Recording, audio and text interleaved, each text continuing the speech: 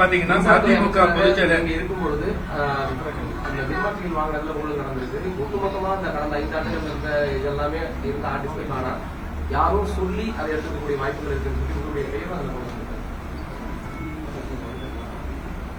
அதாவது இப்பதான் நீங்க கேள்வியில கேட்கும்போது சில கேள்விகளை முன் வச்சீங்க. அதாவது அரசு இப்போ நாங்கள் தேர்தல் முடிஞ்சு 1 மாசம் ஆச்சு, வாக்கு எண்ணிக்கை முடிச்சு. அதுக்கப்புறம் இன்னொரு புதிய அரசு வந்திருக்கு.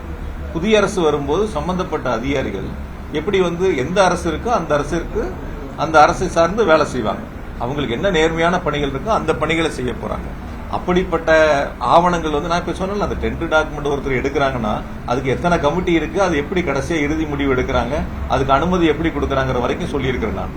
அதனால இதுல அவங்க தவறு யாரு பண்ணாலும் நடவடிக்கை எடுக்க வேண்டியது. அதை விட்டுட்டு ஒரு பதட்டத்தை உருவாக்குற மாதிரி ஏதோ ஒரு புதிய தவறுகளை கண்டுபிடிச்சு ஒரு பூதகரமா ஒரு பெரிய இதை கொண்டு வந்துட்ட மாதிரி ஒரு தோற்றத்தை உருவாக்குவதற்கான முயற்சி செய்யறாங்க.